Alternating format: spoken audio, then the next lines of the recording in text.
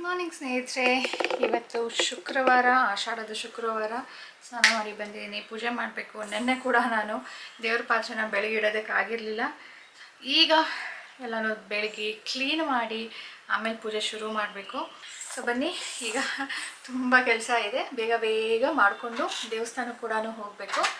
ಹೋಗಿ ಬರೋಣ.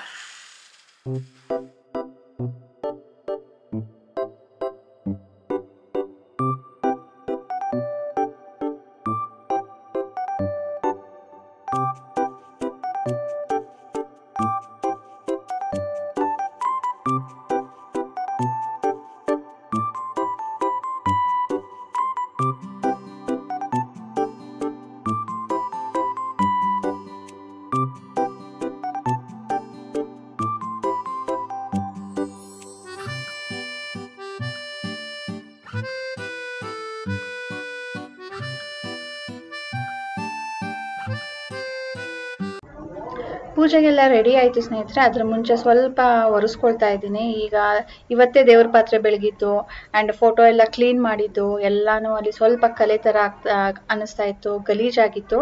ಅದಕ್ಕೆ ನಾನು ಬೆಳಿಗ್ಗೆ ಮಾಪ್ ಮಾಡಿದ್ದೆ, ಜಸ್ಟ್ ಸ್ವಲ್ಪನೇ ಅಲ್ವಾ ಅಂದ್ಬಿಟ್ಟು ಇದರಲ್ಲಿ ಒರೆಸ್ತಾ ಇದ್ದೀನಿ. ಇದು ನಮ್ಮ ಸಾನುಗೆ ಅಂತಾನೆ ಇಟ್ಟಿರೋದು ನಾನು. ಇದರಲ್ಲಿ ನೀರು ಹಾಕ್ಕೊಳ್ಬೋದು, ಸ್ಪ್ರೇ ಮಾಡ್ಕೊಳ್ಬೋದು. ಜಾಸ್ತಿ ಹಿಂಡ್ಕೊಳ್ಬೇಕು, ಅದ್ಕೊಳ್ಬೇಕು ಅನ್ನೋ ನೆಸಸರಿ ಇಲ್ಲ. ಎಲ್ಲ ಮೂಲೆಯಲ್ಲೂ ಒರೆಸುತ್ತೆ. ಇದು ಏನಪ್ಪ ಅಂದರೆ ಸ್ವಲ್ಪ ನಿಧಾನಕ್ಕೆ ಮಾಡಬೇಕು. ನನಗೆ ಯಾವತ್ತು ಫಾಸ್ಟಾಗಿ ಕೆಲಸ ಮಾಡೋದಕ್ಕೆ ಮೂಡ್ ಇರೋದಿಲ್ವೋ ಅವತ್ತಿನ ದಿನ ನಾನು ಇದನ್ನು ಚೂಸ್ ಮಾಡ್ಕೊಳ್ತೀನಿ.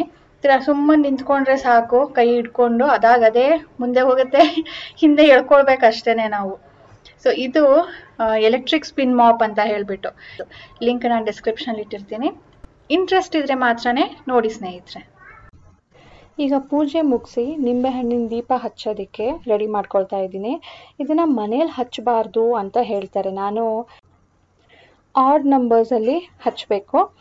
ಅಂದರೆ 1, 3, 5, 7, 9 ಒಂದೇ ನಂಬರ್ಸ್ ಅಂದರೆ 5 ಹಚ್ತಾ ಇದ್ದೀನಿ ನಾನು ಎವ್ರಿ ಟೈಮ್. ಅದನ್ನು ಕಂಟಿನ್ಯೂಸ್ ಆಷಾಢ ಫುಲ್ಲು ನಾನು 5 ಹಚ್ಬೋದು, ಅಥವಾ ಎವ್ರಿ ಟೈಮ್ 2 ಜಾಸ್ತಿ ಮಾಡ್ಕೊಳ್ಬೋದು.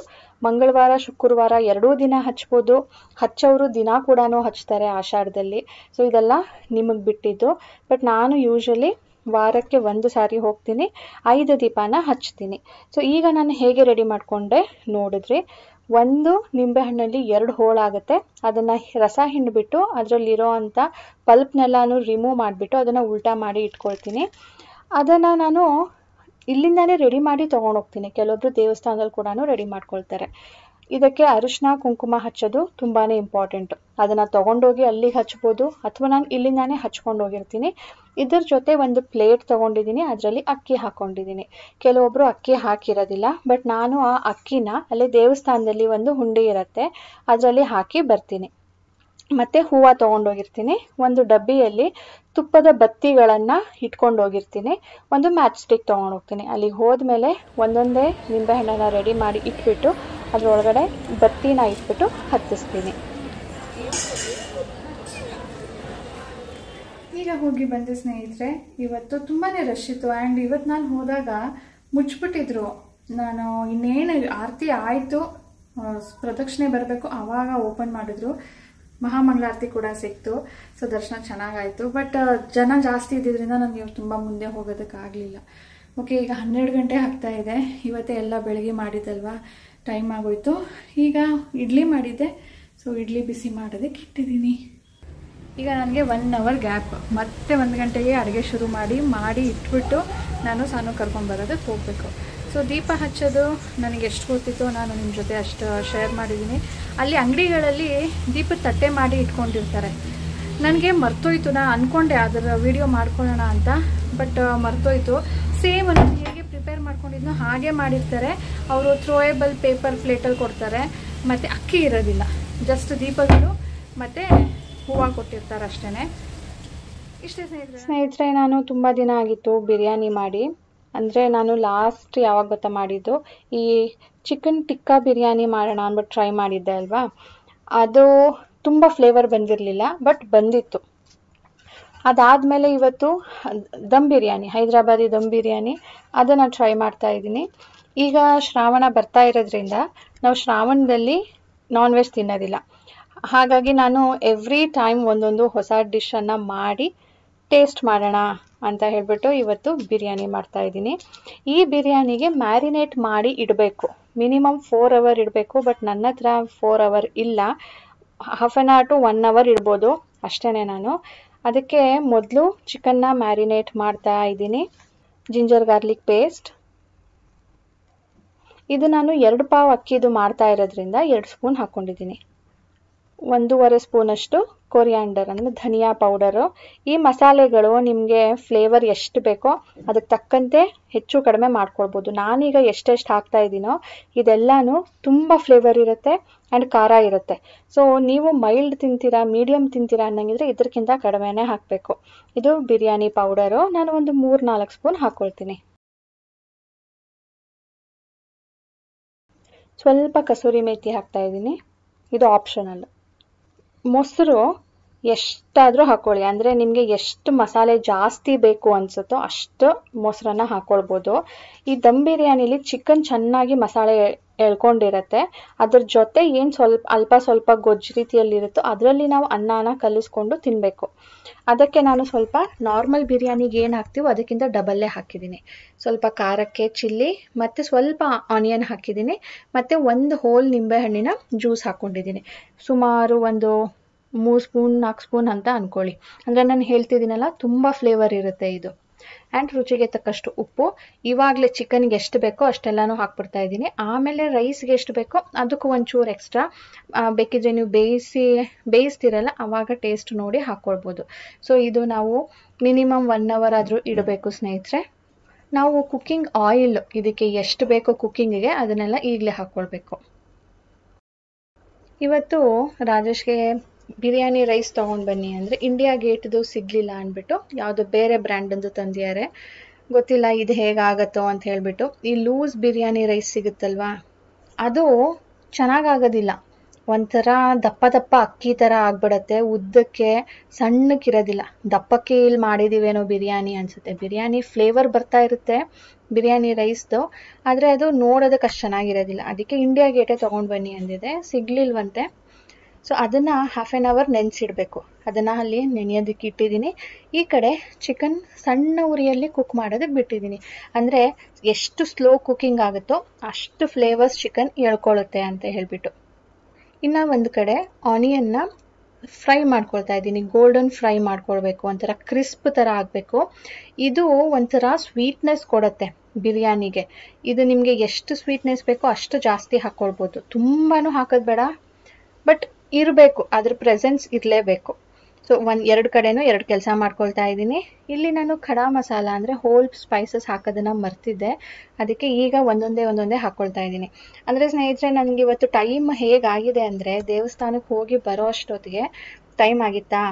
ಅದಾದಮೇಲೆ ಪ್ರಿಪರೇಷನ್ಗೆ ಸ್ವಲ್ಪ ಟೈಮ್ ಹಿಡಿಸ್ತಾ, ಈರುಳ್ಳಿ ಕಟ್ ಮಾಡ್ಕೊ, ಈ ಪುದೀನ ಎಲ್ಲ ಬಿಡಿಸ್ಕೊ. ಅದಕ್ಕೆ ಪ್ರಿಪರೇಷನ್ ಜೊತೆಗೇ ಕುಕ್ಕಿಂಗ್ ಕೂಡ ಮಾಡ್ತಾ ಇದ್ದೀನಿ. ಈಗ ಬೇಸಿಕ್ ಎಲ್ಲ ರೆಡಿ ಮಾಡಿಕೊಂಡು ಈಗ ಕುಕ್ಕಿಂಗ್ ಮಾಡ್ತಾ ಇದ್ದೀನಿ. ಇದು ನಾನು ರೈಸ್ ಬೇಯಿಸ್ಬೇಕಲ್ವಾ, ಅದಕ್ಕೆ ಫ್ಲೇವರ್ ಬರೋದಕ್ಕೆ ಮಸಾಲೆಗಳು ಹಾಕ್ಕೊಳ್ಬೇಕು. ನೀವು ಆ್ಯಸ್ ಅ ಹೋಲ್ ಅನ್ನಕ್ಕೇನೆ ಹಾಕ್ಬಿಡ್ಬೋದು, ಬಟ್ ನನಗೆ ಅದು ಬಾಯಿಗೆ ಸಿಕ್ಕಿದಾಗ ಇಷ್ಟ ಆಗೋದಿಲ್ಲ. ಅದಕ್ಕೆ ಯಾವ್ದ್ಯಾವುದು ಸಣ್ಣಕ್ಕಿರುತ್ತೆ, ತೆಗಿಯೋಕ್ಕಾಗೋದಿಲ್ವೋ ಹುಡುಕಿ ತಿನ್ನಬೇಕಾದ್ರೆ ಅಂಥದನ್ನೆಲ್ಲ ಈ ಥರ ಒಂದು ಡಬ್ಬಿಲಿ ಹಾಕ್ಕೊಳ್ತೀನಿ. ಇದು ಸ್ಟೀಲಿಂದು ಡಬ್ಬಿ, ಇದರಲ್ಲಿ ಫ್ಲೇವರ್ ಬಿಡತ್ತೆ, ನೀರು ಜೊತೆ ಮಿಕ್ಸ್ ಆಗುತ್ತೆ. ದಪ್ಪ ದಪ್ಪ ಇರೋದು ಲೈಕ್ ಕಣ್ಣಿಗೆ ಕಾಣುತ್ತೆ ಅಂಥದ್ದೆಲ್ಲ ಡೈರೆಕ್ಟ್ ನಾನು ರೈಸ್ಗೆ ಹಾಕ್ಕೊಳ್ತೀನಿ. ಇದ್ರ ಲಿಂಕ್ ನಾನು ಡಿಸ್ಕ್ರಿಪ್ಷನಲ್ಲಿ ಇಟ್ಟಿರ್ತೀನಿ, ಅಥವಾ ಪ್ರಾಡಕ್ಟ್ ಸಿಕ್ಕಿದ್ರೆ ಟ್ಯಾಗ್ ಮಾಡಿರ್ತೀನಿ ನೋಡಿ. ಇನ್ನು ಪುದೀನ ನಾನು ಬಿರಿಯಾನಿಗೆ ಹಾಕಿಲ್ಲ, ಅದಕ್ಕೀಗ ಇದನ್ನು ತೊಳ್ಕೊಂಡು ಕಟ್ ಮಾಡಿಕೊಂಡು ಇದ್ರ ಜೊತೆ ಕೊತ್ತಂಬರಿ ಸೊಪ್ಪು ಕೂಡ ಕ್ಲೀನ್ ಮಾಡಿಕೊಂಡು ಕಟ್ ಮಾಡಿಕೊಂಡು ಗೊಜ್ಜಿಗೆ ಸೇರಿಸ್ಕೊಳ್ತಾ ಇದ್ದೀನಿ. ಅರ್ಧ ಈಗ ಸೇರಿಸ್ಕೊಳ್ತೀನಿ, ಮತ್ತಷ್ಟು ಅರ್ಧ ನಾವು ಅನ್ನನ ಹಾಕ್ಬಿಟ್ಟು ನಾವು ರೈಸ್ ಕುಕ್ ಮಾಡ್ತೀವಲ್ವಾ, ದಮ್ ಬರ್ಸಕ್ಕಿಡ್ತೀವಿ ಅವಾಗ ಹಾಕ್ಕೊಳ್ಬೇಕು. ಆನಿಯನ್ ಗೋಲ್ಡನ್ ಕಲರ್ ಟರ್ನ್ ಆಗಿದೆ. ಇದನ್ನು ಸಣ್ಣ ಉರಿ ಮಾಡ್ಕೊಂಡೇನೆ ಎಲ್ಲನೂ ಈವನ್ ಆಗಿ ಕುಕ್ ಆಗೋ ಥರ ನೋಡ್ಕೊಳ್ಬೇಕು. ಸೊ ಎಲ್ಲ ಮೀಡಿಯಮ್ ಸೈಜ್ ಆನಿಯನ್ ತೊಗೊಂಡು ಒಂದೇ ಥರ ಕಟ್ ಮಾಡಿರಬೇಕು.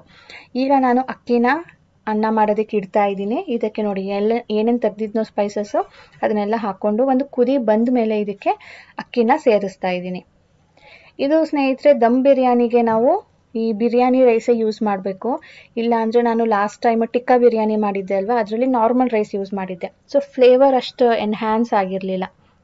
ಒಂದು ಕುದಿ ಬರೋದಕ್ಕೂ ಅಕ್ಕಿನ ಸೇರಿಸ್ಕೊಳ್ತಾ ಇದ್ದೀನಿ. ಇದು ಮುಚ್ಚೋ ನೆಸಸರಿ ಏನಿಲ್ಲ, ತುಂಬ ಬೇಗ ಕುಕ್ ಆಗುತ್ತೆ. ಆ್ಯಂಡ್ ಎಕ್ಸ್ಟ್ರಾ ನೀರು ಇಟ್ಟಿರಬೇಕು ನಾವು, ಯಾಕೆ ಅಂದರೆ ಇದರಲ್ಲಿ ಏನು ಗಂಜಿ ಬಿಡುತ್ತೋ ಅದನ್ನು ನಾವು ಡಿಸ್ಕಾರ್ಡ್ ಮಾಡಬೇಕು, ಬಿಸಾಕಬೇಕಾಗತ್ತೆ. ಅದರಲ್ಲೇ ನಾವು ದಮ್ ಬರಿಸ್ಬಾರ್ದು. ಇದು 70% ಮಾತ್ರ ಕುಕ್ ಆಗಿರಬೇಕು, 70 to 80%. ಈಗ ತಕ್ಷಣಕ್ಕೆ ಇದನ್ನು ಬಿಸಿನೀರಿಂದ ತೆಗೆದುಬಿಡಬೇಕು. ಈಗ ನೋಡಿ, ಚಿಕನ್ನ ನಾನು ಬೇಯಿಸ್ಕೊಂಡಿದ್ದೀನಿ, ಕುಕ್ ಆಗಿದೆ. ಅಂದರೆ ಮೇಲ್ಗಡೆ ಎಣ್ಣೆ ತೇಲ್ ಬರ್ತಾ ಇದೆ ನೋಡಿ. ಒಂದು ಚೂರು ಬಾಕಿ ಇದೆ ಅನ್ನೋ ಥರ ನಾವು ಇದನ್ನು ಬೇಯಿಸ್ಕೊಳ್ಬೇಕು. ಇದು ಕೂಡ 70 to 80% ಕುಕ್ ಮಾಡ್ಕೊಂಡಿರಬೇಕು. ಕೆಳಗಡೆ ಎಷ್ಟು ಗೊಜ್ಜಿದೆ ನೋಡಿ, ಅದನ್ನು ನೀವು ಜಾಸ್ತಿ ಅಥವಾ ಕಡಿಮೆ ಮಾಡ್ಕೊಳ್ಬೋದು, ಅಕ್ಕಿ ಮೇಲೆ ಡಿಪೆಂಡು. ಅಕ್ಕಿಗೆ ಸ್ವಲ್ಪ ಎಕ್ಸ್ಟ್ರಾ ನೀರು ಬೇಕಾಗುತ್ತೆ ಅನ್ನೋ ಆಗಿದ್ರೆ ಇಷ್ಟು ಗೊಜ್ಜು ಇಟ್ಕೊಳ್ಳಿ, ಇಲ್ಲಾಂದರೆ ಸ್ವಲ್ಪ ಡ್ರೈ ಔಟ್ ಮಾಡಿ.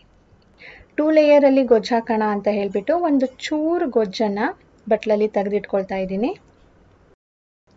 ಈಗ ನಾವು ರೈಸನ್ನು ಲೇಯರ್ ಮಾಡಬೇಕು. ಆ್ಯಂಡ್ ಅದ್ರ ಜೊತೆ ನಾನು ದಮ್ ಬರ್ಸೋದಕ್ಕೆ ಸ್ಲೋ ಕುಕ್ಕಿಂಗ್ ಆಗಲಿ ಅಂತ ಹೇಳಿಬಿಟ್ಟು ತವ ಇಟ್ಟಿದ್ದೀನಿ. ತಳ ಹಿಡಿಯೋದಿಲ್ಲ ಈ ಥರ ಇಟ್ಟಾಗ.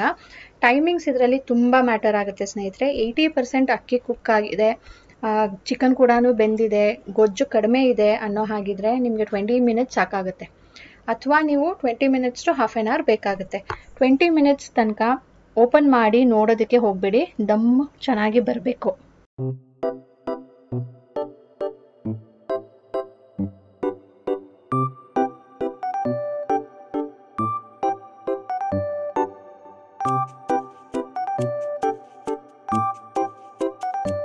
ಮೇಲಿಂದ ಸ್ವಲ್ಪ ಬಿರಿಯಾನಿ ಪೌಡರು ಮತ್ತು ಅನ್ನ ಡ್ರೈ ಔಟ್ ಆಗಿಬಿಡುತ್ತೆ, ಅದಕ್ಕೆ ಸ್ವಲ್ಪ ತುಪ್ಪ ಅಥವಾ ಎಣ್ಣೆನ ಸೇರಿಸ್ಬೇಕು. ಅದನ್ನು ಮೇಲ್ಗಡೆಯಿಂದ ಹಾಕಿದ್ದೀನಿ. ನೀವು 2-3 ಲೇಯರ್ಸ್ ಹಾಕೋ ಹಾಗಿದ್ರೆ ಮಧ್ಯ ಕೂಡ ಸೇರಿಸ್ಬೇಕು. ಸ್ನೇಹಿತರೆ, ಟೈಮ್ ಫಾರ್ ಪಿಕಪ್. ಇನ್ನು ಅದು ಬೆಂದಿಲ್ಲ, ದಮ್ಮಕ್ಕೆ ಇಟ್ಟಿದ್ದೀನಿ. ನಾನು 20 ಮಿನಿಟ್ಸ್ಗೆ ಆಗುತ್ತೆ ಅಂದ್ಕೊಂಡೆ. ಈ ರೈಸ್ ಸ್ವಲ್ಪ ಡಿಫ್ರೆಂಟ್ ಇದೆ. ಅಥವಾ ನಾನೇನಾದರೂ 70% ಕುಕ್ ಮಾಡೋ ಬದಲು ಅದಕ್ಕಿಂತ ಕಡಿಮೆ ಕುಕ್ ಮಾಡಿರಬೇಕೇನೋ, ಎಕ್ಸ್ಟ್ರಾ ಟೈಮ್ ತೊಗೊಳ್ತಾ ಇದೆ. ಸರಿಯಾಗಿ ಕುಕ್ ಆಗಿಲ್ಲ ಅಂದರೆ ತಿನ್ನಬೇಕಾದ್ರೆ ಒಂಥರ ಮುಳ್ಳಕ್ಕಿ ಅಂತ ಅನಿಸುತ್ತೆ. ಸೊ ಇನ್ನು ಒಂದು 10 ಮಿನಿಟ್ಸ್ಗೆ ಇಟ್ಟಿದ್ದೀನಿ. ರಾಜೇಶ್ಗೆ ಹೇಳ್ಬಿಟ್ಟು ಹೋಗ್ತೀನಿ ಆಫ್ ಮಾಡಿ ಅಂತ ಹೇಳಿಬಿಟ್ಟು. ಈಗ ನಾನು ನನ್ನ ಇಯರಿಂಗ್ ಚೇಂಜ್ ಮಾಡಬೇಕು. ಚೆನ್ನಾಗಿದೆ ಅಲ್ವಾ? ರೋಸ್ ಗೋಲ್ಡ್ ಕಲರ್ ಟಚ್ ಇದೆ, ಪೆಟಲ್ಸ್ ಮೇಲ್ಗಡೆ, ಕೆಳಗಡೆ ಲೀಫ್. ಇದು ನಾನು ಹೆಲ್ಮೆಟ್ ಹಾಕ್ಕೊಳ್ತೀನಲ್ವಾ, ನಾನು ಹೆಲ್ಮೆಟ್ ಹಾಕಿದಾಗ ಓಲೆ ಹಾಕಿದ್ರೆ ಇದು ಹಿಂಗೆ ಕುತ್ಕೊಂಡ್ಬಿಡುತ್ತೆ, ಇಲ್ಲಿ ಚುಚ್ಚಿ ನೋವುತ್ತೆ. ಇದೇನಾದರೂ ಹಾಕ್ಕೊಂಡೋದ್ರೆ ಇದು ಮೇಲ್ಗಡೆ ಜಸ್ಟ್ ಅನಿಸಿರ್ತಾರೆ ಅಷ್ಟೇ, ಬಿದೋಗುತ್ತೆ. ಆಮೇಲೆ ನಾನು ಇದನ್ನು ತಂದು ಇಟ್ಟಿದ್ದೆ ಅಷ್ಟೇ, ನೋಡಿಬಿಟ್ಟು ಅವಳೇನೆ ಓಲೆ ಹಾಕಿದ್ದಾಳೆ, ಅದ್ರ ಒಳಗಡೆನೆ ಇನ್ನೂ ಚುಚ್ಚಿದ್ಲು. ಹಿಂದ್ಗಡೆ ಏನೂ ಬಂದಿರಲಿಲ್ಲ, ಹಿಂಗೆ ಇಟ್ಕೊಂಡು ಬಂದಿದ್ಲು. ಮಮ್ಮ ಹೆಂಗೆ ಕಾಣ್ತಿದೆ ಅಂದ್ಕೊಂಡು ಅವಳಿಗೂ ತುಂಬ ಇಷ್ಟ ಆಯಿತು, ನನಗೂ ಇಷ್ಟ ಆಯಿತು. ಸಮಥಿಂಗ್ ಡಿಫ್ರೆಂಟ್ ಅಂದ್ಬಿಟ್ಟು ವೈಟ್ಗೆ ಮ್ಯಾಚ್ ಆಗುತ್ತೆ. ಓಕೆ, ಇದನ್ನು ಚೇಂಜ್ ಮಾಡಿಬಿಟ್ಟು ನಾನೀಗ ಹೋಗಿ ಸಾನು ಕರ್ಕೊಂಡು ಬರ್ತೀನಿ. ಆಮೇಲೆ ಬಿರಿಯಾನಿ ಹೇಗಾಗಿದೆ ನೋಡೋಣ. ಏನೇ ಹೇಳಿ, ನಮ್ಮ ಸಾನದು ಸ್ಮೆಲ್ಲಿಂಗ್ ಸೆನ್ಸ್ ಚೆನ್ನಾಗಾಗ್ಬಿಟ್ಟಿದೆ. ಬಾಗ್ಲ ಹತ್ರ ಬರೋಂಗಿಲ್ಲ, ಏನು ಮಾಡಿದೆ ಅಂತ ಕರೆಕ್ಟಾಗಿ ಗೆಸ್ ಮಾಡಿಬಿಡ್ತಾಳೆ. ಯಾವುದಾದ್ರು ಗೊತ್ತಾ ಎಸ್ಪೆಷಲಿ ಮಾಡೋದು? ಅದು ಮೂಲಂಗಿ ಸಾಂಬಾರು. ಅದಕ್ಕೆ ಅವಳು ಚಿಪ್ಸ್ ಅಂತ ಹೇಳ್ತಾಳೆ, ರೌಂಡ್ ಕಟ್ ಮಾಡಿರ್ತೀನಲ್ಲ, ಚಿಪ್ಸ್ ಸಾರು ಅಂದ್ಕೊಂಡು. ಇವತ್ತು ಬಂದ ತಕ್ಷಣನೇ ಬಿರಿಯಾನಿ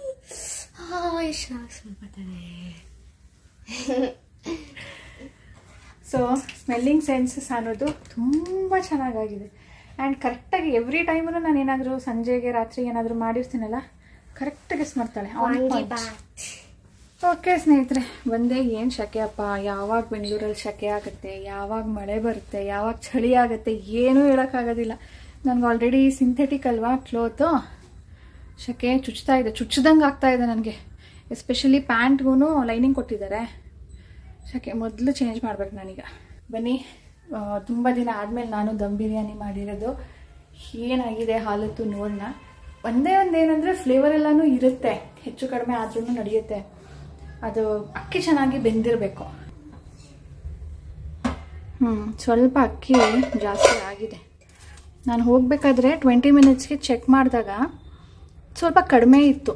ಅದಕ್ಕೆ ಆ ಅನ್ನ ಬೆಂದಿದೆ ಇಲ್ವಾ ಅಂದ್ಬಿಟ್ಟು ಒಂದಿಷ್ಟು ತೆಗೆದು ನೋಡಿದ್ದೆ. ಈಗ ಬೆಂದಿದೆ ಅಂತ ಅನ್ನಿಸ್ತಾ ಇದೆ. ಅನ್ನ ತಿಂದು ನೋಡಿದೆ, ಬೆಂದಿದೆ ಚೆನ್ನಾಗಿ.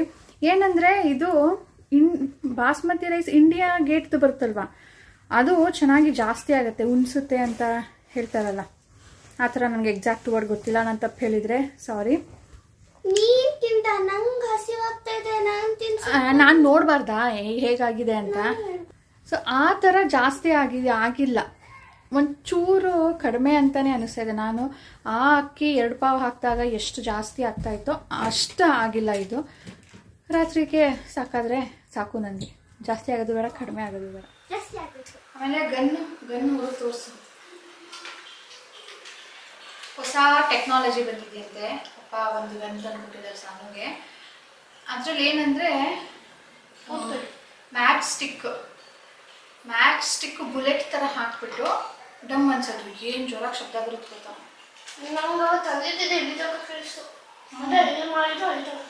ಮೊದಲು ಈ ರೀಲ್ ಪಟಾಕಿ ಗನ್ನಲ್ಲಿ ಬರ್ತಾ ಇತ್ತು, ಅದಾಯಿತು. ಒಂಥರ ಹೊಸ ಥರ ಬಂತು, ಏನೋ ಒಂಥರ ಫ್ಲವರ್ ಥರ ಇರೋದು ಅದಾಯಿತು. ಈಗ ಬರೀ ಮ್ಯಾಚ್ ಸ್ಟಿಕ್ ಹಾಕೊಂಡು ಹೊಡೆಯೋದೈತೆ. ಸಾನು ಸ್ಕೂಲಲ್ಲಿ ಈಗ ಈ ವರ್ಷದಿಂದ 6th ಸ್ಟ್ಯಾಂಡರ್ಡಿಂದ ಲೈಬ್ರರಿ ಬುಕ್ಸ್ನ ಮನೆಗೆ ತೊಗೊಂಡೋಗ್ಬೋದು ಅಂತ ಹೇಳಿದಾರಂತೆ ಓದೋದಕ್ಕೆ. ಮೊದಲು ವಾರಕ್ಕೆ 1 ದಿನ ಲೈಬ್ರರಿ ಇರ್ತಾ ಇತ್ತು. ಅವತ್ತಿನ ದಿನ ಲೈಬ್ರರಿಗೆ ಹೋಗ್ಬಿಟ್ಟು ಓದಿ ಅಲ್ಲೇ ಇಬ್ಬರು ಬರಬೇಕಿತ್ತು. ಸೊ ಈಗ ಬುಕ್ ಕೊಡ್ತಾ ಇದ್ದಾರೆ, ವಾರಕ್ಕೆ 1 ಕೊಡ್ತಾರಂತೆ. ಅವಳು ಒಂದು ತಂದಿದ್ಲು 2 ವೀಕ್ ಬ್ಯಾಕ್. ಅದು ಚೆನ್ನಾಗಿದೆ ಅಂದ್ಬಿಟ್ಟು ಫುಲ್ ಕಂಪ್ಲೀಟ್ ಮಾಡಿದ್ಲು. ಅದು ಎಷ್ಟು ತಪ್ಪನೇ ಇತ್ತು. ಅದರ ಹೆಸರೇನು ಸಹಜ? EJ12. ಅದು ಏಜೆಂಟ್ದು, ಒಂದು ಹುಡುಗಿ ಏಜೆಂಟ್ ಕೆಲಸ ಮಾಡ್ತಾಳೆ ಅಲ್ವಾ, ಡ್ರ್ಯಾಗನ್ದು. ಸೊ ಓದು, ನಾನು ಕೇಳ್ತೀನಿ ಅಂತ ಹೇಳ್ತಾ ಇದ್ದೆ. The Kingdom of Wrenly 16, the dream hotel. Okay, ಇದರಲ್ಲಿ ಚಾಪ್ಟರ್ ವೈಸ್ ಇದೆ, 100 pages ಇದೆ. First chapter dream Weaver. Clara Gills stood in the village of the kingdom Wrenly.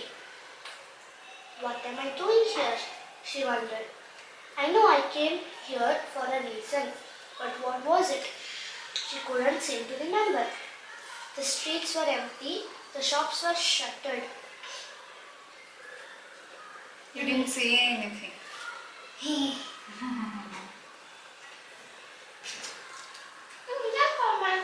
Okay, 1 page ನೀನು ಓದು, 1 page ನಾನು ಓದ್ತೀನಿ. Hello, Clara called. Anybody?